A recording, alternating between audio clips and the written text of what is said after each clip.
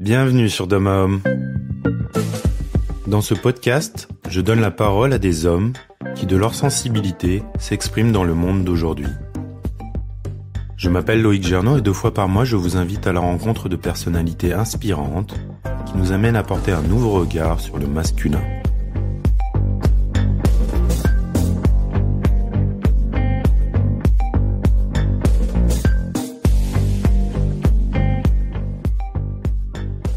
Il y a quelques années, Chris Aude était de ces hommes qui cherchaient à cocher toutes les cases. Expert comptable, adepte de musculation, passionné de sport et de nutrition, Chris était l'homme parfait pour plaire à tout le monde. Puis, il a rencontré Chloé. Pour celles et ceux qui ne la connaissent pas, Chloé Bloom est une femme inspirante et lumineuse qui incarne pleinement sa féminité et qui ces dernières années s'est affirmée dans la sphère du bien-être et du développement personnel. Leur relation a alors profondément perturbé Chris dans sa masculinité, remettant en question les normes et les injonctions auxquelles il a été soumis. En se basant sur leur couple, il nous partage comment il a entrepris un voyage intérieur en tant qu'homme, surmontant ses peurs, ses doutes et ses conditionnements, pour prendre sa place aux côtés de Chloé, et comment cela l'a conduit aujourd'hui à accompagner les hommes. Alors comment laisser la lumière s'exprimer sans rester dans l'ombre? Comment être à côté sans être ni devant ni derrière? Comment offrir son soutien tout en étant soutenu? Comment établir une alliance avec le féminin sans perdre son masculin? Élément de réponse avec le beau Chris. Bonne écoute.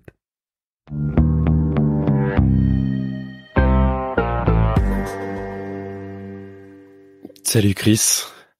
Salut Loïc.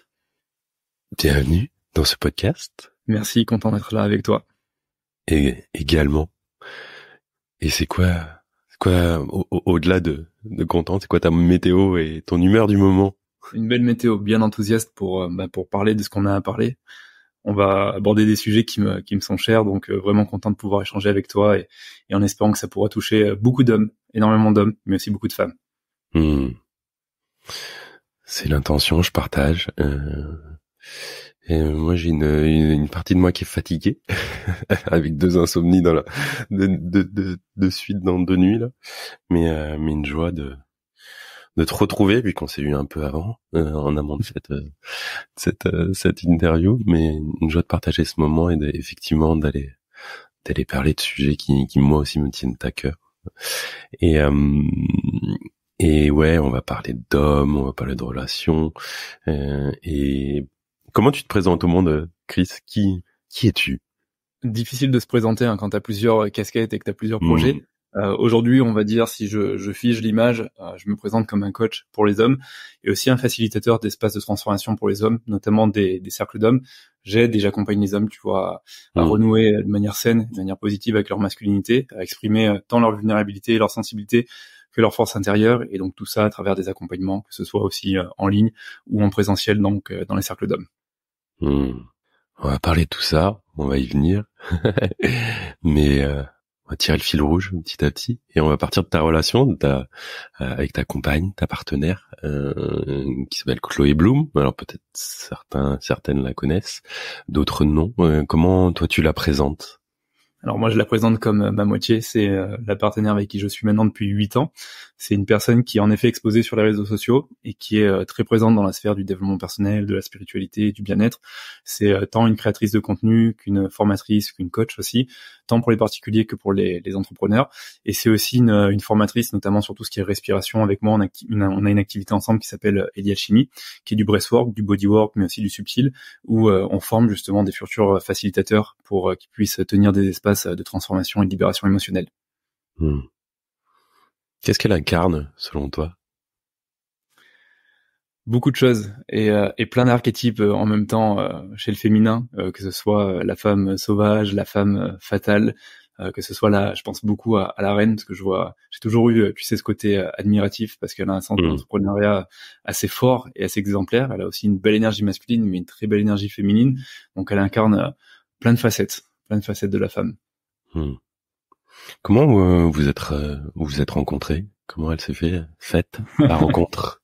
Sur les réseaux sociaux, on s'est rencontrés, tu vois, via Instagram. C'est moi qui un jour, j'étais à Nice à ce moment-là, j'habitais à Nice, tu vois, j'étais plus de la région niçoise, et elle était à Lyon, et un jour je lui ai envoyé un message, je suis tombé, tu sais, c'était pas encore très développé tout ça Instagram, sur son profil, et puis je lui ai mis un petit message, mais un message vraiment pas du tout romantique, en mode ouais, Instagram il est vraiment bien, il a l'air d'être stylé et tout, c'est bien ce que tu fais du fitness, force à toi, donc franchement c'est top. Et on a commencé comme ça, puis elle est venue sur mon profil, visiblement elle a accroché avec la partie on va dire visuelle, tu vois, et on a commencé à échanger, et puis au bout de 3 mois elle m'a dit bon, c'est bien d'échanger, hein, c'est bien de parler, mais ça serait bien qu'on se voit tant qu'à faire, tu vois. Moi j'étais encore un petit peu passif, pas forcément à l'aise avec la séduction, tout ça, on pourra peut-être en parler, et pour le coup donc elle me donne un peu l'ultimatum pour que la relation elle ait du sens et que on continue à échanger et à tisser du lien. Je te propose qu'on se voit. Donc moi je lui dis ok, je monte à Lyon, et sur le moment elle me prenait un peu pour un beau parleur de Nice, tu sais, dans la région dans le sud, on a un peu une image de beau parleur. Et donc elle m'a pas cru, et je lui dis mais je monte à Lyon, c'était le 13 novembre, c'est là où on s'est mis ensemble, tu vois, et j'arrive à Lyon, j'arrive devant la grande pharmacie lyonnaise, il fait super froid, pour moi Lyon c'est le nord, hein, je tiens à le dire. Et à ce moment-là, donc je lui mets un petit texto et je lui dis je suis là, donc est-ce que tu peux venir me chercher, parce que moi je connais pas Lyon. Et là elle me dit je m'excuse, je suis désolé, je vais avoir beaucoup de retard. Donc sur le moment, alors moi je suis de nature patient, donc je dis ok, il y a pas de souci. Elle me fait attendre 1h30, 2h, tu sais, dans le froid devant la pharmacie lyonnaise, et après coup elle m'a expliqué, elle m'a dit mais en fait je te croyais vraiment pas, je pensais que c'était des paroles en l'air, que t'allais pas monter, que c'était juste de la drague, tu vois, juste du teasing sur les réseaux sociaux. Et donc finalement tu vois, elle a eu la transparence de me le dire, et ça m'a bien fait rire, et puis c'est comme ça qu'on a commencé à se rencontrer, à vraiment tisser plus en profondeur. Et je le dépose là parce que ce qui a été assez fort, c'est que le 13 novembre, c'est la soirée où on a eu les attentats du Bataclan. Oui. Donc c'était à ce moment-là en fait on s'est vraiment rencontrés physiquement, et on a passé une soirée sur le poste télé à regarder justement les informations, donc pas forcément dans la meilleure des atmosphères, mais visiblement tu vois on a quand même dépassé en tout cas ça ensemble, et puis ça l'a fait quoi. On devait être pas loin ce jour-là alors, parce que le lendemain des attentats j'étais à Lyon, on a dû se croiser. Ouais. Ok. Et du coup c'est plus celle qui était motrice ou sur les débuts? Plus celle qui était motrice sur les débuts, sur le milieu aussi. Aujourd'hui, c'est un peu plus équilibré. On pourra en parler. Mais oui, c'est pour te résumer, tu sais, juste un petit peu nos profils. Chloé, c'est vraiment l'énergie feu, vraiment le mouvement vers l'extérieur, tu vois. Ce qui est marrant, c'est que dans son astrologie, c'est le Bélier, ascendant Lion, et Lune en Sagittaire, donc il y a que du feu. Et moi, tu vois, c'est le Capricorne, ascendant Poisson, Lune en Vierge, donc très la terre, l'eau, l'équilibre. Et donc c'est elle qui était vraiment force de proposition, qui aimait aussi prendre des décisions. Et ça nous a joué des tours au début, parce qu'il y a un moment, et on pourra en parler, ça m'a un petit peu coupé, tu vois, dans ma masculinité, et je me suis retrouvé rapidement avec une femme qui était très indépendante, très force de proposition. Et pour en parler, je le dépose là, c'était au point où quand on sortait par exemple de la salle de sport ensemble, moi je voulais lui tenir le sac, tu sais, parce que en tant qu'homme, des fois on aime bien se sentir utile, et à chaque fois c'était non, j'ai pas besoin que tu me tiennes mon sac, je peux le faire, tu vois, je fais du fitness. Donc c'est venu te bouger quoi, j'entends.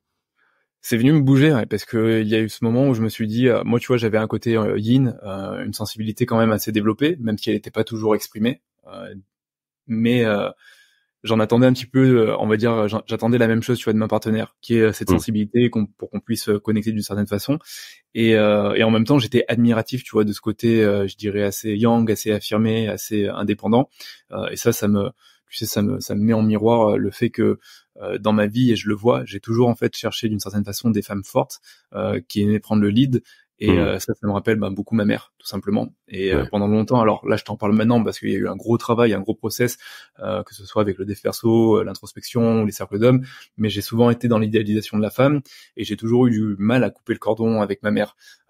Et j'ai eu plein de fois des conversations, tu vois, avec Chloé, qui me disait mais tu idéalises énormément ta mère, ça se voit de la façon dont tu en parles, ou même quand par exemple on peut reprocher quelque chose à ta mère, tout de suite c'est impossible. Et en même temps, cette idéalisation que tu as avec ta mère, tu le projettes beaucoup aussi dans notre relation de couple, et j'ai la sensation que parfois tu me mets sur un piédestal. C'est ce que j'allais te poser comme question. Est-ce que tu la mettais sur un piédestal? Honnêtement, ouais, je la mettais sur un piédestal. Pour moi, tu sais, c'était le soleil, et j'avais même des phrases. Il y avait de l'admiration, mais c'était même un petit peu trop d'admiration. C'était des phrases du style pour moi, t'es ma vie, t'es mon soleil, t'es le centre de mon univers. Et tu vois, à être dans ce rapport-là, en fait, tu crées un rapport ascendant-descendant, en fait, tout simplement, et commence à instaurer un jeu de pouvoir de manière assez inconsciente parce que tu viens projeter un petit peu tous tes patterns au sein de la relation. Et c'est là où on a commencé, tu vois, à être dans une polarité, mais qui n'était pas une bonne polarité. Pas la polarité de l'homme qui connaît sa valeur, qui est bien dans son masculin, qui s'affirme, mais qui est aussi sensible et vulnérable, et de la femme, tu vois, qui est indépendante, mais qui a aussi cette sensibilité. On n'avait plus cette polarité de Chloé, ça va être l'épaule forte du couple, celle qui prend des décisions, celle qui donne un peu la direction, et moi, un petit peu la place, tu vois, de l'homme enfant, celui-là qui a du mal à prendre des initiatives, à prendre des décisions, parce qu'il a aussi cette sécurité d'homme, mais parce qu'il a eu du mal à couper le cordon avec sa mère, et que pour l'instant, de manière inconsciente, c'est ce que je recherche, en tout cas dans les débuts de la relation, c'est ce que je recherchais, tu vois. Et du coup, c'est elle et dans cette relation que les choses sont venues ce que tu me disais en amont, c'est là où finalement ton travail sur ta masculinité, il a commencé. Il a commencé dès le début de la relation. Et dès le début, ok. Moi, je l'ai conscientisé vraiment, il y a 3 ans. Il y a 2-3 ans, je travaillais sur la masculinité. Il a commencé avec, je dirais, l'aspect un peu dev perso quand on est parti vivre à l'étranger, en Australie, où j'ai commencé moi à me mettre au dev perso, tu vois. Mais pour être transparent, en fait, et maintenant je le vois, il a commencé dès le premier jour, en fait. Et si tu veux, c'est ça qui est beau dans la relation de couple, c'est que la relation de couple, elle vient nous challenger à plein de niveaux, que ce soit sur l'intimité, la sexualité, la communication. Au début, c'est tout beau, tout rose, tout va bien, donc c'est facile d'avoir de la polarité. J'ai envie de dire, c'est neuf, tu vois, c'est nouveau. Puis plus t'avances et plus tu vois un petit peu les projections, les insécurités de chacun. Et ce qui est intéressant, c'est que tu vois, moi, j'étais dans une énergie relativement équilibrée. J'étais plutôt équilibré dans mon yang, plutôt équilibré dans mon yin. Chloé avait une grosse énergie masculine et avait du mal, tu vois, à faire confiance. Donc avait du mal aussi à être réceptive ou être sensible ou être vulnérable. Parce qu'elle avait ses antécédents avec des anciennes relations et pour le coup il y avait un petit peu cette défiance vis-à-vis de l'homme et donc moi j'ai dû faire mes preuves, sauf qu'il y a un moment il y avait tellement d'opposition entre nos deux énergies masculines qu'il y a un moment j'ai préféré taire mon énergie masculine et de me dire bon bah c'est pas grave, je suis avec une personne qui est très forte et dans un navire il y a pas deux capitaines, il y a un capitaine et je l'accepte comme ça, tu vois. Sauf qu'à ce moment-là c'est aussi ce qui a tué un petit peu notre polarité. Et à ce moment-là, tu vois, j'ai commencé à avoir des reproches du genre mais il est où l'homme, t'étais pas content en début de relation, mais c'était, tu vois, c'était pareil de mon côté. Il y avait des reproches en mode t'es pas sensible, t'es pas vulnérable, ça serait bien que tu sois plus douce.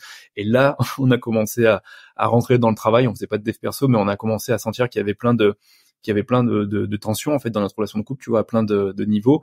Et jusqu'au moment où on arrive en Australie, où Chloé fait un séminaire et elle revient, elle entend parler des énergies féminines et masculines, et commence à m'en parler et elle me dit j'ai peut-être la solution. Visiblement, tu vois là le problème qu'on a ou ce qu'on rencontre, on a l'impression que c'est de l'incompatibilité au sein de notre relation de couple, mais en fait c'est plus un manque de polarité où tous les deux on est dans certaines énergies avec des projections, mais en fait c'est comme si on se comprenait pas, c'est comme s'il y avait un monde entre nous deux, et toi tes besoins d'homme en fait ils sont pas comblés, ils sont pas respectés, ils sont pas forcément entendus, mais moi mes besoins de femme c'est pareil, ils sont pas comblés, pas forcément respectés, entendus. Et là ça a ouvert un espace. Après je t'avoue que l'espace il s'est pas ouvert rapidement, hein. J'ai mis du temps à conscientiser tout ça et à accepter ces histoires d'énergie, puis on va dire au bout de quelques mois voire même 1 an ou 2, j'ai commencé à la rejoindre sur ça. Et justement, peut-être pour cadrer ce dont tu nous parles, comment t'expliquerais ces énergies, ces énergies du masculin, du féminin, comment tu les définis toi? Très bonne question. L'énergie masculine, alors moi je m'inspire à la fois des sagesses amérindiennes parce que j'ai un parcours et notamment dans tout ce qui est chamanisme d'Amérique latine, aussi du Tao parce qu'on s'est beaucoup fait former, tu vois, dans la partie taoïste, donc dans la philosophie taoïste. Aussi du tantra. L'énergie masculine, c'est vraiment ce qu'on appelle le mouvement vers l'extérieur. C'est la mise en action, c'est le fait de prendre des décisions, des initiatives, c'est le fait d'apporter de la structure aux choses, de s'organiser. Donc c'est quand tu projettes ton énergie à l'extérieur de toi. Alors que l'énergie féminine, c'est le mouvement vers l'intérieur. Donc c'est plutôt l'intériorité, l'introspection, la sensibilité, la réceptivité. Ça peut être la créativité, ça peut être le retour à soi. Ça me fait penser, tu sais, en termes de, je fais toujours le parallèle avec la respiration. En respiration, tu as 2 grands systèmes nerveux. Tu as le système sympathique qui est go go go, donc vers l'extérieur, et tu as le système parasympathique, le retour à soi, le calme, et donc ce qui ressemblerait beaucoup plus à l'énergie féminine. Et je le dépose là parce qu'on a souvent la question, tu sais, sur les réseaux sociaux, parce que les gens, quand je parle, par exemple, la dernière fois, j'ai fait un post Instagram qui disait les hommes dans leur énergie masculine, ils peuvent être problem solver, donc chercher à résoudre des solutions. Et j'ai eu plein de femmes qui m'ont dit mais non, je suis pas d'accord avec toi, c'est juste humain. Et j'avais envie de dire mais en fait c'est pas humain. Et l'énergie masculine et féminine, qu'on soit un homme ou une femme, on en a tous dans certaines proportions. Merci pour ces explications. Il était comment le Chris d'avant la rencontre avec Chloé? Il était, j'allais dire plus insécure, plus en manque d'estime de lui, difficulté un petit peu à trouver sa place, à s'affirmer. On dit souvent, tu sais, que les hommes ont de la facilité à trouver leur place dans la société, mais ont des difficultés. Okay. C'est ce que j'entends. Un jour j'ai lu ça et je suis pas tout à fait d'accord avec ça. Et ont des difficultés à trouver leur place, plus leur place au sein de la relation de couple. Je suis d'accord avec toi. Je pense qu'on a autant de difficultés aujourd'hui à trouver notre place dans la société qui est en totale mutation, et on est en perte de repères aussi. Et au sein de la relation de couple, c'est tout aussi compliqué parce que c'est compliqué de comprendre notre polarité, de comprendre aussi le féminin aussi qui est blessé, qui porte beaucoup de blessures et qui en veut parfois au masculin et qui peut aussi chercher à lui faire payer de manière consciente ou inconsciente.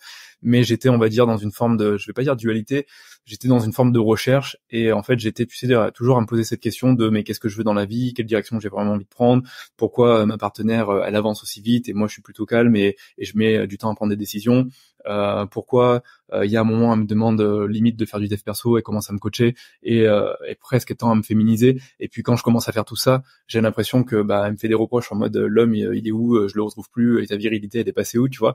Donc j'étais on va dire en totale perte de repère de moi et en même temps j'étais tu sais, en construction. En fait j'étais en train de me découvrir, en train de m'explorer et en train de faire un petit peu mes premiers pas aussi dans une relation de couple solide, tu vois.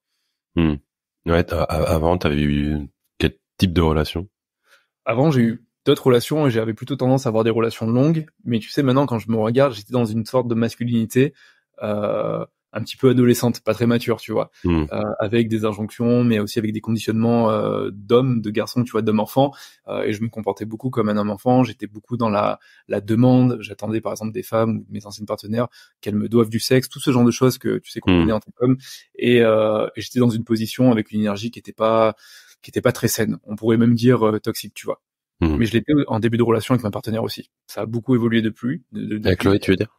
Ouais, avec Chloé, j'étais dans toutes ces attentes, dans toutes ces projections, sauf que j'ai eu face à moi, tu sais, une grande énergie masculine très importante et qui m'a dit, toi, tu es gentil avec toutes tes projections, avec toutes tes attentes, mais tu vas vite te calmer, tu vois, sinon ça va pas marcher.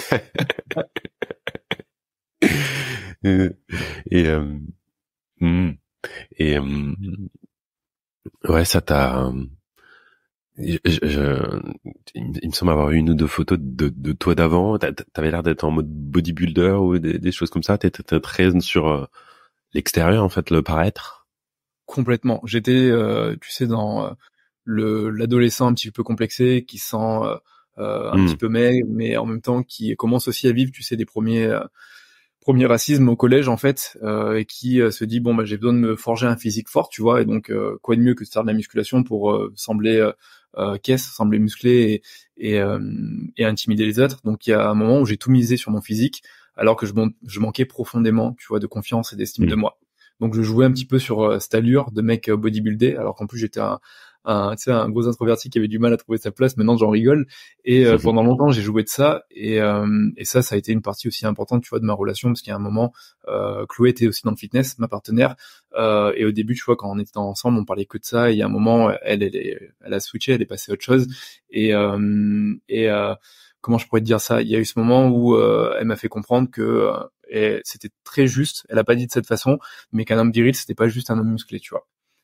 Et que j'avais beau être musclé, ça faisait pas forcément j'avais pas forcément plus confiance en moi ou une meilleure estime de moi, et qu'au contraire, tu vois, je me cachais derrière certaines choses, parce que pour en parler, j'étais dans l'addiction et on peut en parler là, je suis très transparent avec ça. J'étais dans la compétition, j'étais aussi dans les produits, donc dans les stéroïdes, les anabolisants.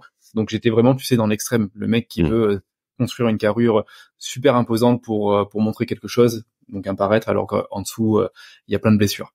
Ouais, des masques, j'entends. Des masques, c'est ça. Et comment t'as réussi à les visiter, ces blessures, ou à y faire face?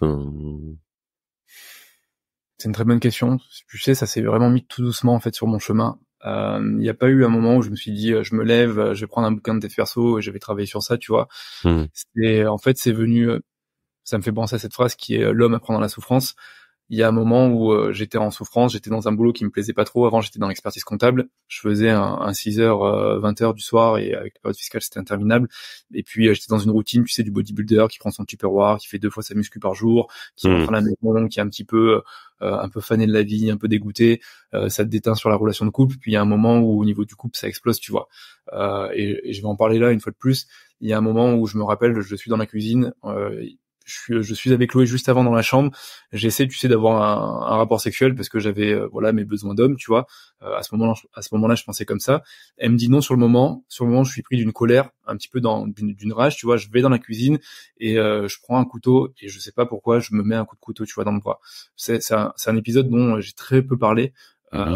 J'espère que ça sera bien reçu ici, mais j'étais comme en fait une cocotte minute, tu sais, j'ai intériorisé énormément, j'étais dans une vie qui était pas forcément la vie que je voulais avoir, je me donnais pas forcément plus les moyens, et j'étais en même temps très dur avec moi. Et il y a eu ce moment où en fait, il y a eu cette rupture où j'ai explosé et j'ai franchi un cap, et quand je dis franchi un cap, pas forcément de manière positive, et à ce moment-là, il y a eu une vraie rupture et j'ai commencé à prendre conscience de certaines choses. Ouais. Il a fallu un événement marquant pour déclencher tout ça. C'est ça, et surtout un événement marquant. Ça, c'est, tu sais, il y a eu un effet cumulé qui fait que ça a explosé. Et il y a un moment où je me suis dit, mais en fait, je suis dans un mal-être profond. Et je n'aime pas la personne que je suis. J'ai beau faire de la musculation, j'ai beau bosser dans un boulot qui est reconnu et tout le monde me dit que c'est bien. J'ai beau avoir une chérie qui est incroyable, qui est très belle. J'aime pas ma vie, j'aime pas qui je suis. Et là, ça a explosé. Et c'est marrant parce que le premier ouvrage que j'ai commencé à lire, c'était un ami qui me l'avait offert 6 mois avant pour mon anniversaire. C'était de Miracle Morning, tu sais, j'ai plus l'auteur j'ai en plus tête. son nom, mais je vois très bien. Ouais. Oui, Et j'ai Miracle commencé, Morning. tu vois, à me dire de toute façon, tu sais quoi, c'est ma porte de sortie, c'est ma porte de secours. Je vais commencer cette morning routine chaque matin, faire de la méditation, me calmer, on va voir ce que ça va me faire. Et tu sais quoi, ça m'a fait énormément de bien. Et ouais, dans le boulot aussi, du coup, tu dis que t'avais ce masque, cette recherche du bon boulot, j'imagine du beau salaire et tout ce qui va avec, et de te rendre compte que la belle femme, le beau boulot, le tout ça, il y avait une tristesse. Ouais. Et le matin, tu te lèves et t'es malheureux, et le soir, tu te lèves, tu te couches, t'es malheureux, et c'est là où c'est Joe Dispenza qui en parle de l'écart identitaire, avec cette dissonance, et quand tu commences à ressentir tellement de frustration et de colère, malgré la vie qui te semble être correcte, qu'il y a un moment, en fait, t'as l'impression de vraiment pas être dans la bonne vie. Ça résonne, je vois totalement. C'est pas pour rien qu'on est là face à face aujourd'hui. Et du coup, ouais, tu parles de méditation. J'imagine du coup qu'il y a eu un retour à toi. Comment tu l'as fait, ce retour à toi, et comment tu l'as fait au sein du couple aussi, parce que c'est trouver son espace, en fait. J'entends. Ouais, trouver son espace et arriver à le faire respecter. Surtout quand au début t'as une partenaire qui est dans l'attente que tu évolues et que ça change, tu vois, et que tu peux mettre de manière consciente ou inconsciente des pressions. La méditation m'a énormément aidé, au point que il y a un moment je croyais que à ça, et je devenais même dîner de con à parler de méditation tout le temps, tu vois, parce qu'en fait c'était con, mais ça m'a ramené à moi. J'avais vraiment ces temps de off, et pour la première fois j'avais l'impression, tu sais, d'éliminer tous les bruits ambiants et de pouvoir un petit peu écouter ce dont j'avais vraiment besoin, et de savoir qu'est-ce que Chris voulait. Et tu vois, c'est très bête, mais au moment où j'ai commencé cette méditation, 3 à 6 mois plus tard, j'ai commencé à prendre des décisions, j'ai commencé à me dire, bon, bah, en fait, cette vie, elle me convient pas. Là, le travail que je fais parce que, une fois de plus, je veux cocher des cases, et parce que ma mère aussi, d'une certaine façon, m'a toujours poussé à prendre la même voie que mon père, parce que c'était la sécurité. J'ai une mère africaine qui prône beaucoup la sécurité et qui est beaucoup dans l'amour inconditionnel, mais qui aussi projetait, on va dire, elle, ses insécurités. Et donc il y a un moment, je voulais faire plaisir. Donc j'étais à la fois, tu sais, dans ce masque du people pleaser qui veut faire plaisir à ses parents, qui veut pas déplaire, qui veut bien passer en société, et qui fait des choix finalement qui sont pas alignés avec lui. Et il y a ce moment où, avec cette méditation, finalement, j'ai pu voir ça, et je me suis dit, mais en fait non, je suis pas aligné. Et 6 mois plus tard, j'ai commencé, tu vois, à me réorienter et à commencer à vivre une nouvelle activité, passer de salarié à indépendant, de comptable à coach fitness. Et tu vois, quelques mois après, on est parti en voyage, on est parti en Australie. Donc il y a eu beaucoup de changements qui ont commencé à partir de cette rupture et de cette méditation et de ce retour à soi. Et tu parles de ta mère, de tes parents. Peut-être changement il y a eu dans ta relation à eux suite à cela. Est-ce qu'ils ont compris justement peut-être tu dis que ta mère a projeté, elle voulait que t'aies le bon poste et tout ça, la belle vie, etc. Et comment elle a accueilli, elle comme ton père, ces changements? Alors, elle a mis du temps à l'accueillir parce que j'ai mis du temps à lui dire. Parce que tu vois, c'est une très bonne question. J'ai mis 1 an avant de lui dire Ah ouais. que je faisais plus la même chose. Visiblement, j'étais quand même sur les réseaux et voyait quand même ce que je faisais parce qu'elle me suivait, tu vois. Mais elle a compris que je mettais du temps à accoucher de ça et certainement parce que j'avais peur de sa réaction. Et tu vois, j'ai fini par lui dire et un jour, elle m'a dit, mais en fait, à partir du moment où t'es heureux, c'est le plus important pour moi. Et là, tu sais, il y a toute la pression qui est descendue. Ah, ok, d'accord. C'est bon à savoir, tu vois. Et puis finalement, pour autant, ça n'a pas réglé, tu sais, le problème d'idéalisation avec ma mère. Ça, c'est quelque chose qui est venu bien après, qui est venu seulement depuis 2-3 ans, tu vois. Et c'est un dossier sur lequel j'ai travaillé. Mais par rapport à mon père, il y avait une posture assez différente dans le sens que j'ai toujours eu un peu le manque de figure paternelle et j'en ai toujours voulu à mon père. Dans le sens que il me donnait pas de l'amour comme je voulais, il était pas présent comme je le souhaitais. Il y a que plus tard que j'ai compris qu'en fait, dans ces langages de l'amour, il me le donnait avec des services rendus et pas forcément avec des caresses ou des paroles valorisantes, ce que peut chercher un garçon, tu sais, dans sa construction. Et mon père, ça a été une forme très différente où j'ai plus été dans le pardon et j'ai plus été dans le j'accepte aussi mon père tel qu'il est, cet homme aussi imparfait qu'il soit, il a plein, tu vois, de bons côtés et finalement il a toujours fait attention à ce que je puisse grandir correctement. Donc il y avait plus eu un pardon, tu vois, avec mon père et aujourd'hui c'est marrant parce que c'est comme si j'essayais moi-même, tu vois, d'être un petit peu mon propre père, ma propre source d'inspiration. Et en même temps, je m'éloigne pas non plus de mon père. Au contraire, tu vois, il y a beaucoup de compassion. Je le vois avec des yeux complètement différents. Je le vois sûrement avec des yeux d'adulte, tu vois, par rapport à avant. Et par rapport à ma mère, c'est encore très différent parce que l'exercice qui a été difficile pour moi, c'est de pouvoir aussi, tu sais, avoir des conversations difficiles avec ma mère et d'arriver, tu vois, progressivement à couper le cordon et d'arriver à lui montrer que, en fait, je suis aussi un grand garçon et que je peux pas faire toujours des choix qui peuvent aller dans son sens, dans ce qui pourrait lui faire du bien et que même si c'est elle qui m'a élevé, on n'a pas forcément non plus les mêmes valeurs, tu vois. Par exemple, la valeur sécurité et famille chez ma mère, c'est une valeur qui est très très importante. Et moi, en grandissant, j'ai vu que la valeur famille, elle était pas tant importante que ça. J'ai la valeur fraternité, j'aime avoir du monde autour de moi, j'aime construire des choses, mais j'ai vu que c'était pas à même niveau, c'était pas une de mes valeurs profondes, c'est plutôt une de mes valeurs de surface. Et je me rappelle un jour où on a eu une discussion assez dure avec ma mère, qui m'a reproché des choses au téléphone. À ce moment-là, je vivais en Australie, tu vois, et elle m'a reproché d'être très loin, de pas faire ma vie en France et tout ce que tu peux imaginer. Et sur le moment, peur de déplaire à maman, toujours le cordon qui est toujours un peu présent, ça a été très dur pour moi. C'était aussi dur que ce coup de couteau que je me suis mis dans le bras. C'est fort. Et merci en tout cas pour ce partage. Et à part la méditation, il y a eu d'autres pratiques ou d'autres événements, d'autres stages, je sais pas, des choses un peu transformatrices pour toi? Donc à part la méditation, ouais, il y a eu énormément de choses et ça, tu vois, ça a découlé du côté un petit peu sport fitness où j'ai commencé à développer une approche holistique et donc il y a eu tout ce qui était visualisation, les bains glacés, le Wim Hof, tout ce qui est en fait technique de biohacking qui permet de prendre soin de toi, de ton corps. Mais ça, je dirais que c'est pas vraiment les événements marquants.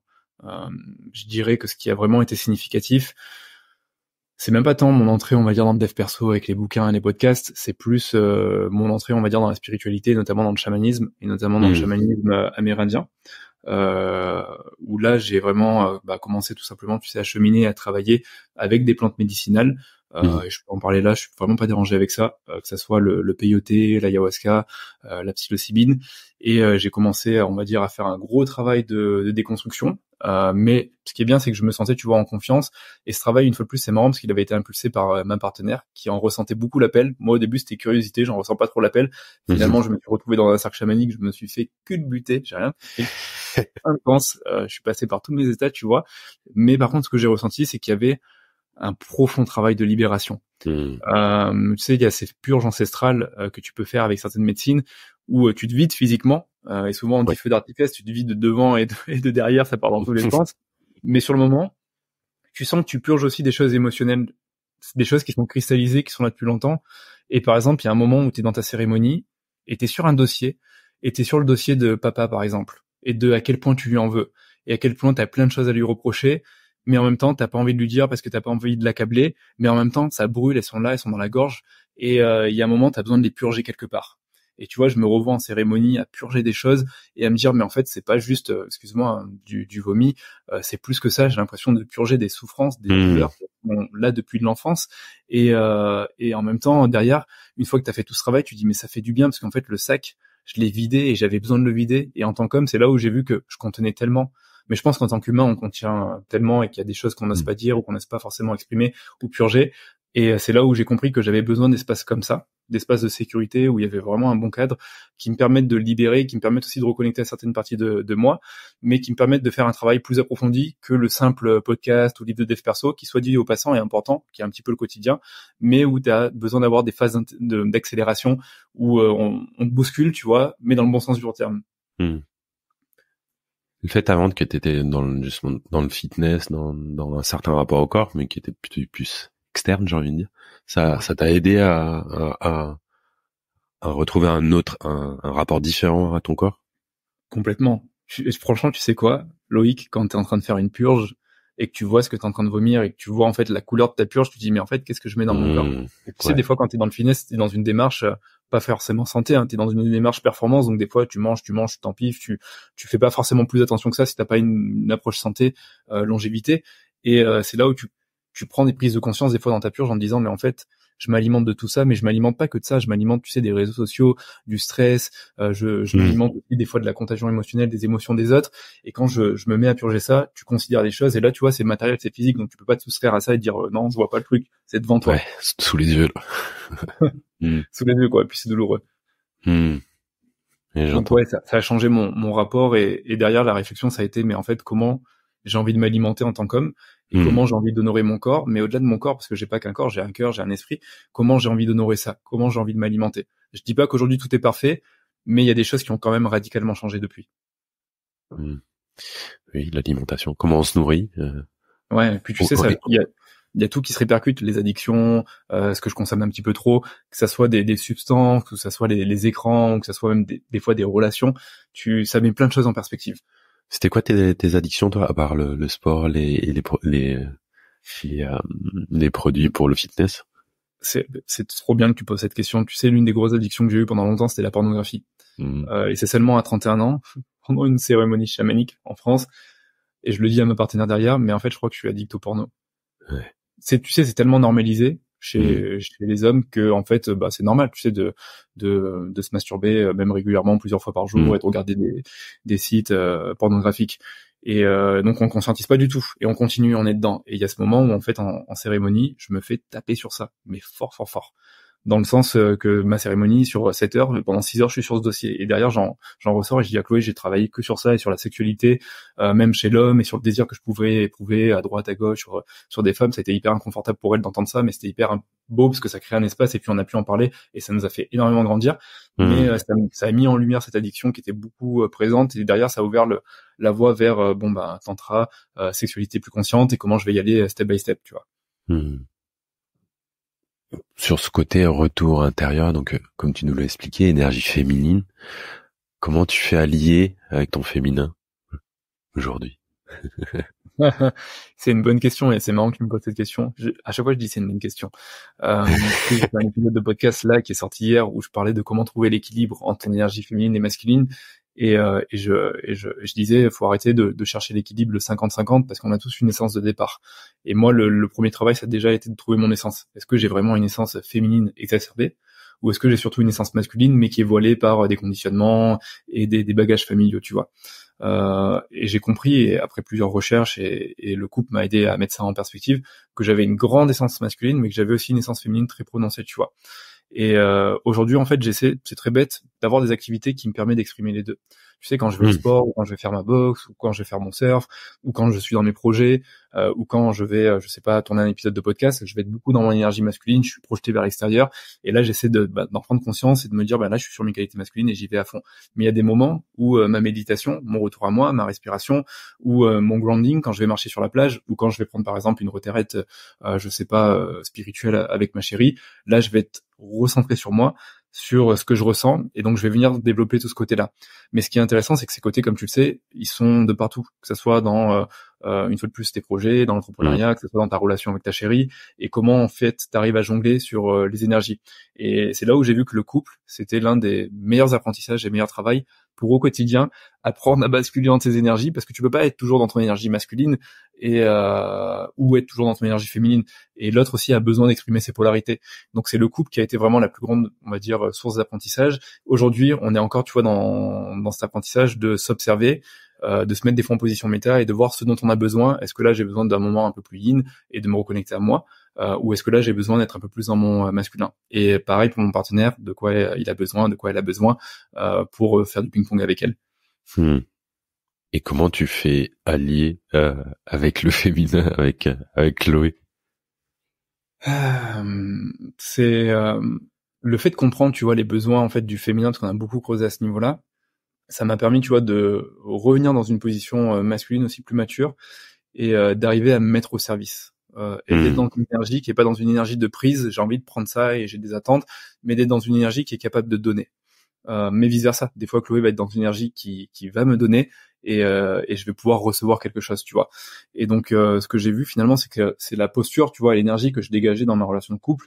Et c'était un petit peu ce jeu de, je suis là pour te donner et parfois je reçois. Et c'était aussi, une fois de plus, s'observer et de voir un peu les attentes que j'avais, les projections que j'avais. Et tu sais, quand je t'ai parlé de pornographie, la première personne qui en souffrait, c'était Chloé dans ma relation de couple. Okay. Parce que là, à ce moment, j'étais pas allié du féminin. À ce moment-là, j'attendais que le féminin serve mes besoins parce qu'en tant qu'homme, je considérais que j'avais besoin de faire l'amour tous les jours, fréquemment. Mais c'est quand j'ai commencé à me faire culbuter par rapport à ça, à remettre ça en perspective et à comprendre que ma posture, elle était pas toujours juste et que même moi, finalement, elle était contre-productive pour moi. Elle respectait même pas forcément mes besoins physiologiques. Que j'ai commencé à maturer, on va dire, dans ma position et être plus dans une énergie où j'arrête d'attendre quelque chose de toi. Je viens checker ta réceptivité, je viens voir si émotionnellement ça va. Si j'ai envie de partager un moment avec toi, je le manifeste de manière non verbale ou verbale. Et puis après, on crée ensemble. Et tu vois, ce jeu de posture et d'énergie mature et immature, il fait une différence énorme en fait. C'est ce qui fait que t'es allié ou finalement que t'es un petit peu, j'ai envie de dire, ennemi du féminin ou du masculin. Ouais. Oui, que t'es de passer d'être contre ou en tout cas dans des rapports de force à être allié. Et comment c'est venu te chercher? Est-ce que c'est venu plutôt peut-être te chercher Chloé, elle prend beaucoup la lumière et tant mieux d'ailleurs. Mais comment c'est venu te chercher toi en tant qu'homme de la voir sur les réseaux, de la voir influer et tout? J'en ai fait aussi un podcast. En effet, quand en tant qu'homme, t'es soumis tellement à des conditionnements de réussite, de prendre ta place, d'être l'épaule forte une fois de plus du ménage, que tu te mets beaucoup de pression par rapport à ça. Et quand t'as une partenaire qui réussit fort et qui prend en plus beaucoup de lumière, tu peux réussir dans le monde, mais quand tu réussis en prenant beaucoup de lumière, ça met en lumière tes insécurités d'homme, de est-ce que je suis assez, est-ce que ça craint pas, qu'est-ce que les autres hommes ils vont penser de moi, qu'est-ce que ma partenaire elle pense même de moi, est-ce qu'elle est toujours admirative de qui je suis. Et en fait ça a été un très bel exercice, et ça tu vois ça a été mon exercice quand j'étais en Australie, qui était en fait c'est une invitation à ce que toi aussi tu prennes ta place, tout en respectant qui tu es. Parce que t'es peut-être pas de nature extravertie, t'as peut-être pas forcément envie de faire du public speaking ou de faire des conférences ou d'être très médiatisé sur les réseaux, mais en tant qu'homme, t'as aussi ta place à prendre à mes côtés, sans forcément éteindre ma lumière. Et au début, tu vois, l'exercice pour moi, c'était justement d'être sans forcément éteindre sa lumière, sauf que j'étais beaucoup dans la comparaison, il y avait une sorte de mal-être, et moi je lui en voulais, et donc je lui reprochais de briller autant, ou d'aller trop vite, et pas m'attendre. Ouais. Et je venais sur les excuses, mais moi, tu vois, je suis un Capricorne, je suis posé, je fais les choses étape par étape, mais quand ça réussit, ça réussit. Et en fait, c'est le couple, une fois de plus, m'a striké par rapport à ça, et c'est un épisode qui a duré peut-être 2 ou 3 ans, jusqu'à ce que, en fait, tu vois, je passe d'un cycle où le mec, au début, il rencontre sa nana, il est admiratif, il idéalise même. Après, il lui en veut, parce qu'elle brille trop et parce qu'il a plus sa place. Et après, finalement, il fait un petit peu tout ce travail, il processe tout ça, et puis il arrive à prendre un peu plus de place, et finalement, il redevient admiratif. Et finalement, il est même inspiré, et aujourd'hui, je trouve ça génial qu'elle prenne de la place, et qu'elle brille autant. Merci. Et tu parles de prendre sa place. Comment aussi on tombe pas dans le... Tu vois, aujourd'hui, il y a tout un mouvement de la la femme qui se repositionne depuis quelques années, ce qui est très chouette. Mais du coup, beaucoup d'hommes qui se posent des questions, qui ont du mal à se positionner. Comment justement on tombe pas dans l'excès inverse et de s'effacer totalement en tant qu'homme et de prendre sa juste place. J'aime bien parce qu'on traite des mêmes sujets vraiment. Tu vois, là, je parlais récemment de la montée un petit peu du féminisme, et dans le féminisme, t'as une partie aussi très très blessée, et donc qui peut devenir très extrême, tu vois, et qui peut venir avec des propos qui émasculent l'homme. Et quand t'es un homme sensible et qui porte cette blessure de la honte des anciennes générations et qui a envie de se racheter vis-à-vis des femmes, tu sais plus comment faire, t'es en perte de repères, et parfois même t'as tendance à te dire je vais me mettre au dev perso, je vais me sensibiliser, je vais être plus vulnérable, je vais être plus communicatif pour devenir un peu la meilleure amie de la femme, tu vois. Et puis tu deviens la mère de la femme, et puis après on te dit mais il est où l'homme? Donc t'es encore plus en perte totale de repères, tu vois. Ouais. ça me parle parce que moi j'ai vécu ça, et je pense qu'aujourd'hui, tu vois, c'est vraiment, comme tu le dis, être l'allié du féminin, et je pense qu'il faut soutenir en effet le féminisme. Pour autant, il faut pas s'oublier, il faut pas oublier aussi son essence d'homme, son énergie masculine et son énergie féminine. Et c'est aussi, en fait, c'est là où pour moi en tant qu'homme, on a un vrai travail à faire, à prendre au sérieux, et c'est aussi s'engager vis-à-vis de soi-même, à faire le nécessaire pour prendre sa place sans forcément écraser l'autre. Tu sais, de toute façon, c'est toujours une question d'équilibre et de justesse finalement. C'est comment je peux arriver à prendre ma place sans être dans une position ascendante qui soumet l'autre. Je pense beaucoup à l'archétype du tyran. Tu sais, dans les archétypes du masculin, t'as le roi, et quand il est complètement émasculé, ça devient le roi faible, et il prend plus de décisions, et il est dépossédé de son pouvoir intérieur. Et quand il est en excès de masculinité, ça devient le tyran. Et là, il est focalisé que sur lui, puis il écrase tout le monde. Dans l'archétype du masculin, le travail, c'est de se dire comment je peux être dans mon équilibre, et je peux exprimer et connecter à mes facettes féminines et les assumer complètement. Donc si j'ai de la sensibilité, si j'ai de la vulnérabilité, je le fais, mais comment aussi je peux être dans mon axe masculin. Et ça, j'aime bien, parce que tu vois, par exemple, si on vient sur le sujet de la vulnérabilité, je t'en parle là parce que la dernière fois, j'étais dans une interview, il y a une femme qui m'a posé la question, qui m'a dit oui, mais Chris, quand les hommes ils deviennent trop vulnérables, c'est hyper insécurisant pour les femmes. Et moi, en tant que femme, si mon copain devient très vulnérable, ça me fait peur. Et je lui dis, mais en fait, tout dépend de la position. Si t'es vulnérable, mais que t'as une position très victime, tu te lamentes, et que finalement, tu te déresponsabilises complètement, bien sûr que c'est hyper insécurisant. Si par contre, tu oses la vulnérabilité, parce que tu as le droit à la vulnérabilité en tant qu'homme, tu as le droit de parler de tes émotions, tu as le droit de dire que ça va pas, tu as le droit de le dire quand tu te sens comme une merde et que t'as besoin d'aide, mais que par contre, tu restes quand même dans ton axe masculin, et que tu reconnais en toi tes qualités masculines, et que tu as du rebond, et que derrière aussi, tu prends le temps de digérer la pilule, mais tu t'es aussi force de proposition pour toi, et tu te prends en main, t'es magnifique avec ta vulnérabilité. Et t'arrives, tu sais, à allier tes deux polarités. Et c'est ça que je trouve beau. Je pense que je suis parti loin de ta question, mais je dépose des trucs parce que ça. Non, mais ça. ouais, j'entends être dans sa puissance, et effectivement pas confondre de dévoiler ses émotions pour se victimiser, et dévoiler ses émotions dans une vraie authenticité et une vraie vulnérabilité. Et comment est-ce qu'aujourd'hui, et peut-être avec un dernier exemple, comment ça vient le couple, Chloé, comment ça vient de challenger encore? Aujourd'hui, ça vient me challenger dans le sens que t'as beau, une fois de plus, faire des retraites chamaniques, faire des cercles d'hommes, vouloir montrer l'exemple, développer ton leadership, équilibrer tes polarités, tu restes complètement imparfait, et le couple, il est tout le temps en évolution. Et même quand tu penses avoir réussi ou crossé quelque chose, 2 semaines plus tard, tu vois que pas du tout, en fait. Tu vois que pas du tout, et que des fois, il y a des choses qui se reproduisent, mais la différence, c'est que t'es passé par là. T'as un peu plus de recul, et que t'arrives un peu plus à te mettre en position méta, et à voir aussi tes ombres qui se pointent quand il y a le provocateur, le prédateur, le manipulateur, et leur dire, bon, là, les gars, c'est pas forcément approprié. Donc, c'est comme si t'avais un peu plus conscience, tu vois. T'es un peu plus dans ce, je dirais, modèle de l'homme conscient et mature, et qui a le droit à la faute, en fait, qui a le droit de ne pas être parfait, tu vois. Et ça, c'est important de le déposer au féminin, qui des fois a des attentes par rapport au masculin, mais l'homme aussi a le droit à l'erreur, et on a tellement de choses, nous, à nettoyer, tellement de blessures et tellement d'insécurité aussi, parce qu'on en parle beaucoup pour les femmes, mais chez les hommes, c'est très présent. Il y a des abus, il y a des violences, il y a des choses atroces qui sont faites aux hommes, petits et même aux hommes de tout âge, que nous aussi, on a notre travail, et je pense qu'il faut être indulgent avec soi-même, tu vois. Je pense que c'est important de se pardonner une certaine chose. Je pense que c'est important de prendre le temps, tu vois, sur ce chemin, et de pas presser les choses. Et c'est important de considérer qu'on a toujours une position d'apprenant. Ça me fait penser beaucoup à l'archétype du magicien. t'es tout le temps dans cette position d'apprenant et t'apprends tout le temps de la vie, et ton couple va continuer à te faire apprendre des choses, et les relations aussi avec les autres personnes, et ton travail, ta carrière. Donc c'est accepter cette position d'apprenant, et c'est ce qui fait que c'est beau, c'est que ça continue à évoluer. Oui, je partage, moi qui accompagne la méditation de pleine conscience, ça me fait penser à un des principes de la méditation de pleine conscience, qui est l'esprit du débutant. Toujours garder cet esprit de débutant, que rien n'est acquis et qu'il y a toujours quelque chose à apprendre. Et t'as parlé un peu de sexualité tout à l'heure, ça t'a et de se détacher de cette addiction à la pornographie.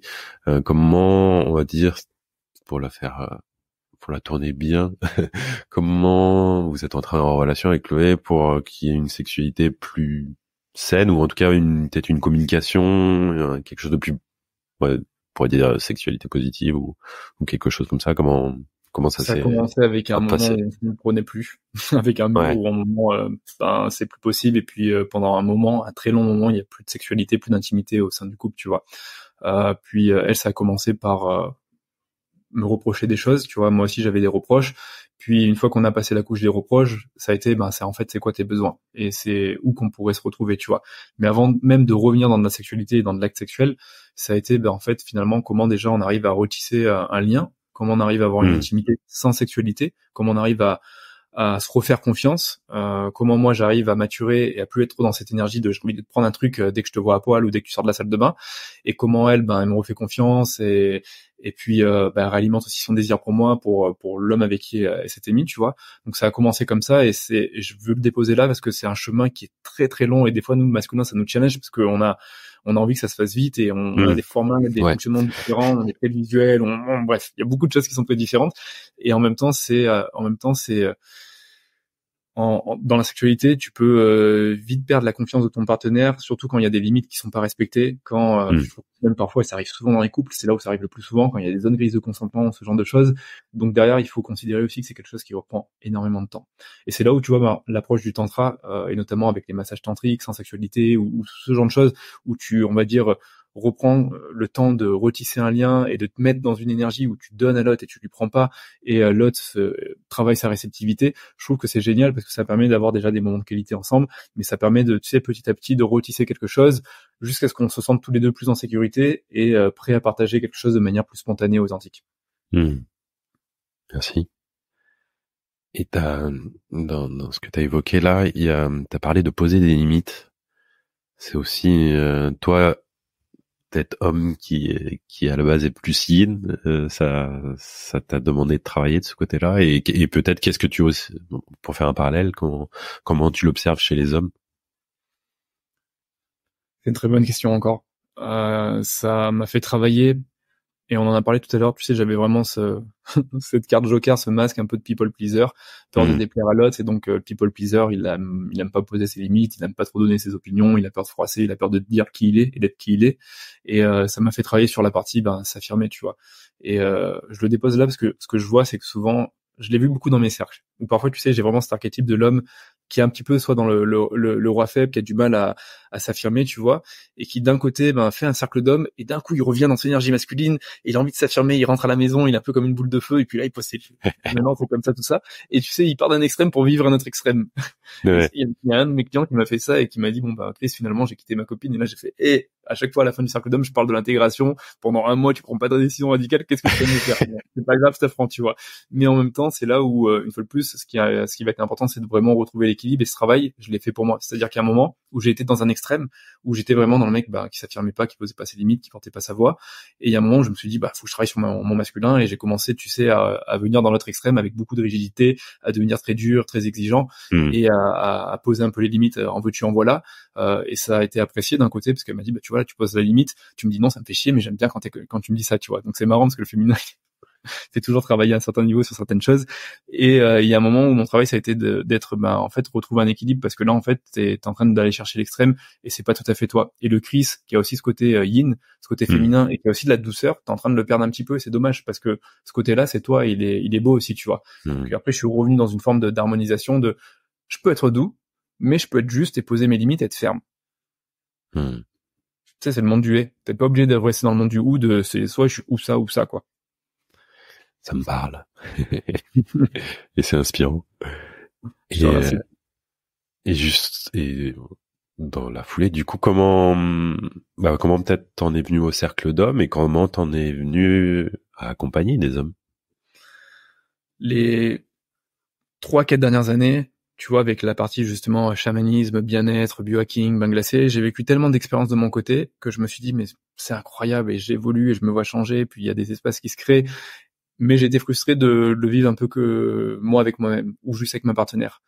Et je me disais, mais si ça, je le vis avec mes amis, mais en même temps, j'étais dans le voyage, donc j'étais loin, et puis quand t'es nomade et que tu bouges tous les 3 mois, bon, bah, en fait, des amis, t'en as pas, soyons concrets, tu vois.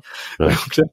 Et en fait, il y a ce moment où je me suis dit, mais en fait, ça serait trop bien que je le partage avec d'autres hommes. Je suis sûr qu'on pourrait tisser des liens de ouf, et puis en fait, ça serait juste incroyable. Au début, j'avais pas forcément cette envie de travail, tu sais, un petit peu justement de déconstruction ou d'aller faire du shadow work ou du men's work, tu vois. J'avais juste envie de vivre des activités avec des mecs.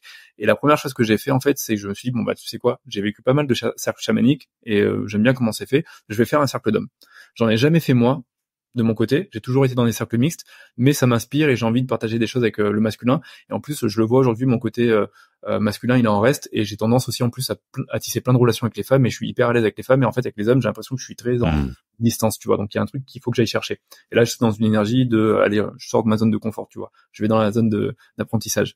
Donc, à un moment, je prends mon WhatsApp, je prends les contacts que j'ai, parce que j'avais pas mal de contacts dans l'entrepreneuriat, et je leur dis, bon, bah, c'est simple, là, en septembre, je rentre en France, j'organise un cercle pendant 3 jours, je connais une chamane qui est chamane depuis 17 ans, elle est ostéopathe, thérapeute, donc le cadre, il est incroyable, et ce que je vous propose, c'est qu'on se rencontre et qu'on prenne le temps, bah, de vivre des activités qui vont vous faire travailler sur vous, sur votre masculinité, mais qui vont vous permettre de vous dépasser, de reconnecter à votre corps, à votre cœur, à votre tête, tout ça, c'est tout le speech que tu donnes à chaque fois.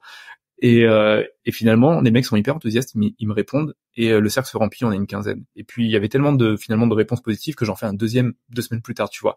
Et en fait, c'est là où je vois que, ben, en fait, le truc fonctionne super bien. Que peu importe ce que tu fais, à partir du moment où tu mets des mecs ensemble, qu'il y a une bonne énergie, qu'il y a de la fraternité, et qu'il y a un niveau de, je dirais, de vulnérabilité, mais de sincérité, qui est à niveau, tout simplement, et ben derrière il se passe des choses incroyables, que ce soit sur des cercles de partage, de parole, des cercles de sincérité radicale, sur du bain glacé, sur du bain tout nu dans la rivière, il se passe des trucs, il y a de la magie qui sort de partout, tu vois, il pleut sur tout le monde. Et c'est à partir de là où en fait je me suis dit, mais en fait cette voie sur le cercle d'hommes, je vais m'y engager parce qu'elle me parle, c'est pas bizarrement, elle me guérit mon masculin, elle me fait du bien, tu vois, elle me fait reconnecter à d'autres hommes, et quand je vois tous ces hommes, ça me fait penser à moi, il y a plein de résonances, il y a plein de vibrations, et je me vois, tu vois, à travers eux, et ça me fait grandir et ça m'inspire énormément. Et je le pose là parce que il y a eu le moment où je me suis dit, mais par contre, tu vois, là je l'ai fait avec mon entourage proche. Quand je communique sur ma communauté, tout ça, j'ai l'impression que les mecs sont mous du genou. Il y a pas trop d'interaction, ça s'engage pas trop. J'ai l'impression que les gars, il faut, c'est pas la canne à pêche qu'il faut sortir, il faut sortir le filet de pêche et aller le faire. Tu vois, on peut le dire. Et c'est là où je me suis dit, c'est là où ça m'a fait travailler. Et il y a un moment où j'ai hésité, je me suis dit, est-ce que c'est vraiment une bonne idée? Et en même temps, tu sais quoi, il y a une flamme là à l'intérieur, qui est une flamme de guérison, de croissance, de ce que tu veux, qui est, mais en fait c'est mon chemin aussi pour me réaliser en tant qu'homme, et j'ai profondément besoin de reconnecter au masculin, de refaire confiance aussi à l'homme, comme certaines femmes ont besoin de faire confiance à l'homme, mais besoin de reconnecter moi à ma masculinité et à toutes mes facettes. Et donc là je me suis dit, ok, ça va prendre du temps, ça sera long, parce que je sais que les hommes des fois on est un petit peu long, on rationalise beaucoup de choses, on n'est pas comme les femmes qui prennent des retraites à 10 000 balles de manière compulsive. Ah, c'est pour moi. Ouais, très bien. donc je me suis dit, c'est pas grave, ça fera un travail au corps, mais par contre j'ai un vrai projet de cœur et une vraie vision long terme sur cette partie masculine. Tu t'as fait vibrer mon corps, donc c'est que ça me renvoie quelque chose que j'ai aussi. Donc ça me parle totalement. Et ouais, c'était quoi ton rapport aux hommes avant? C'est une très bonne question, tu vois, bizarrement, j'avais dire, ça c'est ce que je me raconte sur la première couche, j'ai toujours eu un bon rapport, et avant de lancer le cercle d'hommes, j'ai eu plusieurs connaissances et même amis qui m'ont dit, Chris, avec toi on se sent bien, on se sent pas en rivalité, genre à chaque fois tu nous mets bien et c'est cool, tu vois. Par rapport à d'autres hommes, en fonction des différents domaines, où des fois on sent que c'est un peu chacun pour sa peau. Donc je pense que j'ai toujours eu cette aisance à être à l'aise avec les autres hommes, tu vois, à avoir justement à mettre au service mes qualités féminines, mon empathie, mon écoute, le fait de comprendre les autres, d'être connecté aussi à leur ressenti, de pouvoir avoir une forme de sincérité, tu sais, dans l'échange, et d'avoir vraiment de la profondeur. Donc ça m'a toujours permis d'une certaine façon d'attirer des hommes, et je pense qu'aujourd'hui les hommes que j'attire, c'est surtout des hommes qui ont une essence assez féminine dans les cercles, tu vois, et c'est génial, et j'en suis trop content. Mais en même temps, si je suis totalement transparent avec moi, je me sentais aussi beaucoup insécurisé par les autres hommes, et notamment le masculin qui peut être en mode no pain no gain, en mode gros bourrin, en mode pour réussir ta vie, c'est comme ça, si tu fais pas ça, t'es un fragile. C'est toutes les personnes qui se disent un petit peu anti-fragiles et qui en fait sont complètement déconnectées de leur qualité masculine et qui sont juste sur une polarité. Et mais comme ils sont tellement affirmés dans leur yang, c'est comme ça et pas autrement, et c'est la vérité du Seigneur, tu vois. Donc il y a un moment en fait, j'étais insécurisé par ces autres hommes et ces autres hommes me faisaient me sentir pas assez. Ouais. Alors qu'en fait, il n'y a pas de pas assez. En fait, j'ai autant des côtés féminins que tu vois masculins, et tant mieux au final j'ai la sensibilité d'explorer mes côtés féminins. Et il y a eu ce moment où en gros je me suis dit en fait ressens-toi sur vraiment qui t'a envie d'aider et qui t'a envie d'attirer. Parce que c'est pas ces gros bourrins que tu vas attirer et que tu vas changer. Après, voilà, peut-être que le process il sera plus long et que tu vas planter quelque chose, peut-être même avec notre podcast, tu vois, s'il y a des gros bourrins qui nous écoutent. Mais et de toute façon, les gros bourrins ont aussi besoin de se reconnecter à leur sensibilité, parce que derrière leur armure de gros bourrins, il y a des petits cœurs tendres, on le sait. Il y a des blessures, hein, c'est une protection. Il y a des blessures complètement. C'est une armure, c'est l'armure de Yang. Oui. Pas délaisser quiconque, mais complètement. Et qu'est-ce que tu observes, constates, toi, de ta position d'accompagnant, des hommes aujourd'hui?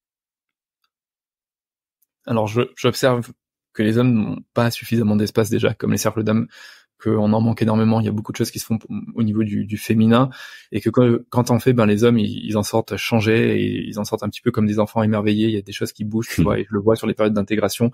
Donc ça me dit qu'en effet, on n'a pas suffisamment de moments comme ça.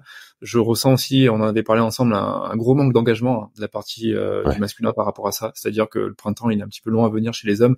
Les femmes sont déjà bien éveillées sur le sujet et bien en avance. Sauf que pour que la planète tourne de manière assez écologique et harmonieuse, il y a un moment où il faut pouvoir se rejoindre quelque part. Donc j'espère qu'un jour on pourra aussi avoir des cercles mixtes avec des premiers travaux qui sont faits, tu vois, chacun chez le féminin et le masculin. Mais j'observe que malgré le fait qu'on soit des hommes, on a tous vraiment une singularité. C'est-à-dire que, tu vois, par exemple, dans le cercle, ça m'arrive des fois de rencontrer le mâle alpha qui, lui, m'a dit, moi, le travail le plus dur dans le cercle, ça a été de reconnecter à ma douceur, et ce breathwork avec libération émotionnelle que tu m'as fait faire, ça a été hyper dur. Et tu vois, je vais avoir le mec un peu plus féminin, qui a du mal à croire en lui, qui a du mal à prendre sa place, et lui, par exemple, le bain glacé, ça a été sa révélation du cercle d'hommes, tu vois. Donc c'est là où je vois qu'en fait, même si on a parfois des blessures assez communes ou des antécédents qui sont assez similaires, on a quand même tous une singularité, et aujourd'hui, c'est bien de pouvoir, je pense, servir tous les hommes. Mais pour servir tous les hommes, je pense que c'est aussi un travail collectif. Il faut pas tisser de manière qu'individuelle, parce que quand tu travailles dans le collectif, tu répands quelque chose au niveau individuel, et c'est hyper puissant. Et puis c'est très con ce que je veux dire, mais tu redonnes foi en l'homme, à l'homme. Oui. Non, c'est pas con. Je sais pas certaines de ma phrase, mais tu m'as compris. Oui, le collectif. Oui, ça me parle. Et donc t'as lancé un podcast qui s'appelle L'éveil du masculin. C'est quoi le pitch? Comment tu peux nous en parler? C'est justement, tu vas te parler un petit peu de toutes ces problématiques qui touchent l'homme de loin et de près, que ça soit la sexualité, la relation de couple, ça peut être la transmutation sexuelle, comment prendre soin de soi, honorer son corps, ça peut être les choses simples de la vie et du quotidien d'un homme, comment explorer justement ses polarités, son énergie féminine, reconnecter à sa vulnérabilité, comment reconnecter à sa force intérieure, comment faire preuve de courage, être résilient, venir connecter finalement à toutes ces qualités. Et finalement, tu sais, c'est un petit peu une transmission aussi de ce que j'expérimente depuis 4-5 ans, de ce que je vis, de mes réflexions aussi en tant qu'homme, et de mon process aussi actuel, parce que en tant qu'homme, je continue à évoluer et je me pose encore plein de questions et je me cherche aussi encore. C'est pas parce que je fais des cercles d'hommes que je suis un homme complètement accompli qui se connaît de A à Z, tu vois. Donc c'est au final c'est un partage, tu vois, je dirais de cœur à cœur et d'homme à homme, et qui touche aussi beaucoup de femmes, et ça j'en suis content parce que ça sensibilise aussi les femmes, et ça permet aux femmes aussi de mieux comprendre parfois leur conjoint ou leur enfant ou leur proche masculin dans leur entourage. Donc ça apporte aussi parfois une forme d'empathie et derrière d'entraide et de soutien, et tu sais, ça me fait penser à ce que tu avais dit la dernière fois, ça permet de rebâtir quelque chose déjà peut-être à la maison pour après peut-être déconstruire, mais je vois que en fait ce podcast il crée du lien, il fait du lien quelque part en fait dans les relations hommes-femmes, dans les relations entre les hommes et dans la relation à soi-même. Ouais, t'as des retours? Beaucoup de femmes. J'ai beaucoup de retours de mecs et souvent par mail, tu vois. Et ça me fait plaisir parce que je vois que parfois c'est des retours sur le Tao, ou parfois c'est des retours sur une rupture que je viens de vivre. La dernière fois, j'ai eu un retour sur un homme qui a eu un deuil. Son père est mort, tu vois, récemment le 2 janvier, et qui me disait, je sais pas forcément comment vivre cette période, je vais avoir un discours à faire et en même temps j'ai peur de fondre en larmes, et je lui dis mais en fait tu sais quoi, c'est le plus beau cadeau que tu te fasses et que tu fasses aux autres, parce que c'est de là ton authenticité. Et si t'es quelqu'un de très sensible et que pour toi c'est un événement qui est marquant et que t'as besoin de le chialer, de le pleurer, en fait fais-le en fait. Le regard des autres, ça va bien 2 secondes, mais c'est un événement qui est significatif pour toi, et en faisant ça, tu permets aussi à d'autres hommes de libérer, donc fais-le, tu vois. Donc j'ai plein de retours comme ça, j'en ai tant sur les réseaux que par mail, et ça fait du bien, tu sais, d'avoir des retours, parce que on en avait parlé la dernière fois, quand on sent que le masculin il n'interagit pas, t'as l'impression de pédaler dans la small ou de faire des contenus pour faire des contenus, et tu dis c'est bien, mais il y a un moment où j'ai besoin de aussi recevoir. C'est bien de donner, mais j'ai besoin de recevoir, parce que quand je reçois, ça me nourrit et ça me donne envie de donner encore. Tout à fait. ça me parle totalement. Oui. Je pense qu'on va rien apprendre, mais t'as dit, tu t'es pas un homme accompli, tu restes un homme en chemin, j'entends. Je pense que le chemin, il est jusqu'au bout. Et t'as des doutes encore, t'as des peurs des fois, des choses qui reviennent, parce que t'es quand même beau gosse, faut dire quand même, hein. et je pense que peut-être ça peut faire du bien de dire, tiens, le mec il est beau gosse, et puis pourtant il a des doutes, il a des peurs, il est humain, quoi. Franchement, tu sais quoi, j'ai plein de doutes, et j'en ai encore, j'en ai même fréquemment en fait, et ça peut être des doutes même parfois sur ma relation de couple, sur parfois comment je me comporte vis-à-vis de personnes. Parfois, tu sais, j'ai même des doutes sur les messages que je passe. Même parfois, je vais avoir, pendant que je te parle, un doute sur ce que je suis en train de passer, en me disant pas si c'est assez ou pas assez, parce que finalement, ce travail il est fait, et maintenant j'y vais tel que tel, tu vois. Mais en me disant si, tu sais, c'est bien parce que je le dis avec affirmation, mais je prends le recul je détiens pas la vérité. Et aujourd'hui, on est plein d'hommes aussi avec des visions différentes, et j'ai envie aussi d'être dans le respect de ces visions, parce que ces visions finalement sont souvent complémentaires, tu vois. Mais je vais avoir du bon doute par rapport à ça, tu vois. Et ce doute, finalement, je finis par l'apprécier, parce qu'en fait, il me fait évoluer. La dernière fois, tu vois, j'étais avec ma chérie, on était en train de parler des messages que je faisais passer sur ma communauté, et elle me disait, Chris, tes messages sont bien, mais ça touche beaucoup les femmes. C'est-à-dire qu'on dirait que tu parles des hommes aux femmes, tu vois. Et là, c'est pendant un jour, 2 jours que j'étais en mode c'est la machine à laver qui tourne sans arrêt, quoi. Ça a bougé dans tous les sens, parce que ce que j'ai envie de faire, c'est de passer des messages qui touchent les hommes principalement. Et si ça touche les femmes, c'est très bien, tu vois.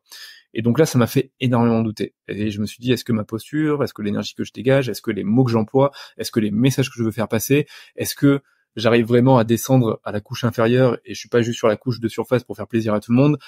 Et ça a été en fait du bon doute, tu vois. Et là, progressivement, ça me fait travailler. Je me réaligne sur des messages un petit peu plus, je dirais, sharp, plus authentiques sûrement, tu vois. Mais je continue à rester dans ce process de doute qui me permet sûrement d'être encore dans une position d'apprenant, tu vois. Et maintenant, je l'accepte. Avant, je détestais ça, le doute. Avant, c'était si je doute, c'est que je suis pas bon, ou c'est que je suis pas no pain no gain comme les autres, tu vois.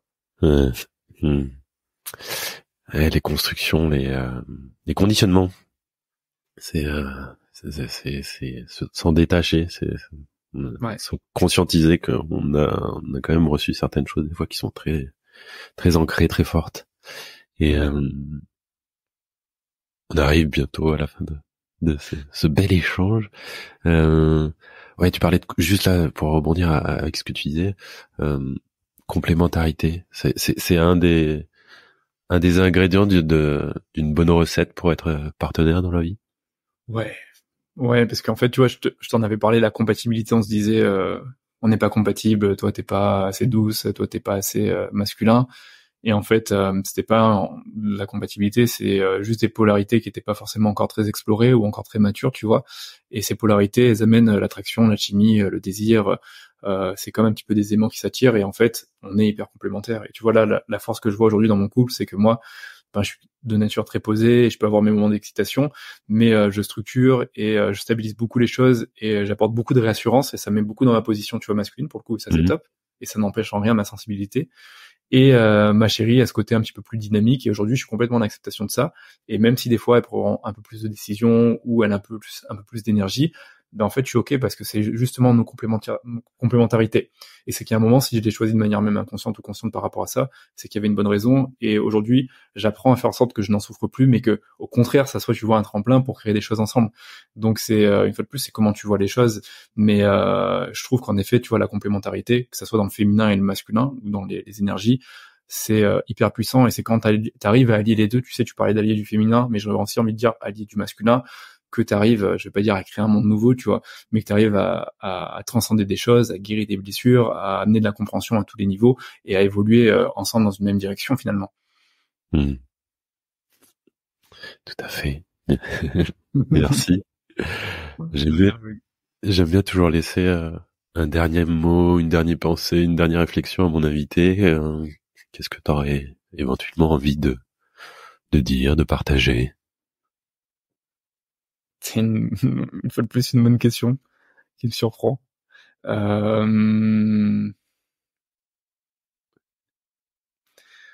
C'est ce qui me vient. Aujourd'hui, je vois beaucoup d'hommes, tu sais, là récemment, j'ai lancé un Google Form, un questionnaire à ma base mail, tout simplement pour savoir qui était là, tu vois, pour m'intéresser aussi à eux, parce que c'est bien d'envoyer des contenus, mais si tu sais pas qui t'es en face, c'est pas ouf. Je vois. Et c'était quelles sont vos problématiques avec votre masculinité, votre quotidien d'homme, qu'est-ce qui est douloureux. Et en fait, j'ai eu beaucoup de retours sur le manque d'estime de soi, la recherche d'équilibre dans ces énergies féminines, masculines. Mais ce que j'ai ressenti, en fait, une forme de souffrance qui se dégageait, qui était, en tant qu'homme, je me blâme beaucoup pour qui je suis, ou pour le fait de pas forcément être, tu sais, parfait, ou de convenir aux attentes de la société, ou peut-être de ma femme et tout ça. Et je vois des fois un masculin qui est très dur avec lui-même. Et ça, je parle autant de l'homme no pain no gain que de l'homme sensible. Parce que l'homme sensible, des fois, il a même pas la place d'exprimer sa sensibilité. Et il s'en veut pour ça. Donc en fait, c'est là où je vois que on a besoin de nous apporter nous-mêmes une forme de douceur et d'indulgence, une fois de plus, tu vois, je le répète, et d'arriver déjà aussi de s'accepter aussi tel qu'on est, aussi imparfait qu'on est, sans pour autant oublier qu'on peut aussi se mettre en chemin et s'engager dans notre masculinité. Et qu'on peut aller aussi connecter avec d'autres hommes, qu'on peut aller aussi s'inspirer d'autres hommes, et qu'en tant qu'homme, on a aussi quelque chose à apporter. C'est-à-dire que je pense qu'aujourd'hui, en tant qu'homme, on a tous quelque chose à partager. On a tous des dons, des talents, des qualités. Et ça, je trouve que c'est trop beau quand tu arrives à le mettre au service du collectif, parce que tu fais grandir tout le monde et tu grandis avec. Tu grandis aussi avec les autres. Et tu vois, ça me fait venir sur les notions de fraternité. Je pense qu'il faut qu'on soit plus indulgent avec nous-mêmes et qu'on vienne un petit peu se mettre en chemin, qu'on se motive et qu'on rencontre d'autres hommes. Et je te le dépose là parce que c'est venu d'un cercle d'intégration avec d'autres hommes où j'ai un homme qui m'a dit moi je suis trop content parce que la dernière fois t'as fait un rassemblement, on était dans la montagne et ça m'a inspiré plein de choses et en fait mes cousins, je leur ai parlé de l'idée et ils font ça ensemble et là ils m'ont proposé de le faire. Et en fait, on se fait notre mini cercle d'hommes à nous, en montagne, et on fait un truc en mode introspectif, main glacée, et il m'a dit, c'est incroyable, tu vois, je suis trop content. Et en fait, j'ai envie de dire, on est tous investigateurs de quelque chose, et chacun à notre niveau, on peut, tu sais, faire un pas en avant et créer quelque chose. Même si c'est un week-end avec mon beau-frère, ou avec mon oncle, ou avec un autre homme que j'apprécie, et qui va me permettre d'aller construire des choses un petit peu plus authentiques, et d'aller aussi reconnecter peut-être à l'homme-enfant, ou à plein de parties de moi émerveillées, et peu importe, on peut tous le faire. Et c'est tous à notre, tu vois, à notre disposition, mais c'est à nous de le faire. C'est à nous de nous engager vers ça.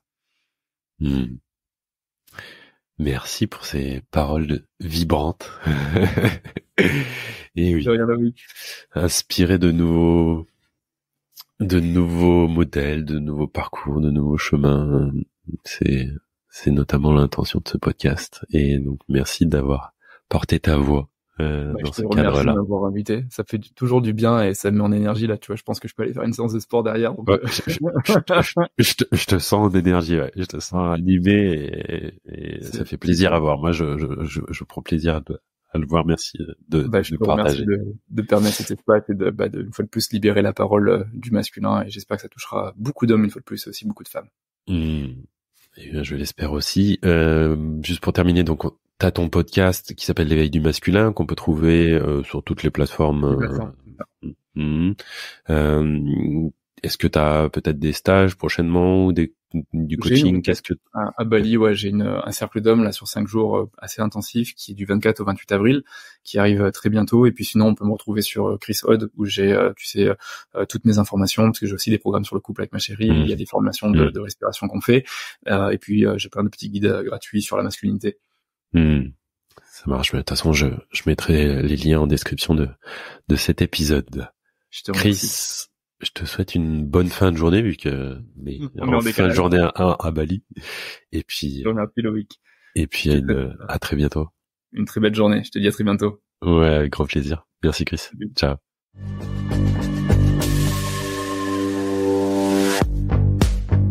Merci d'avoir écouté cet épisode.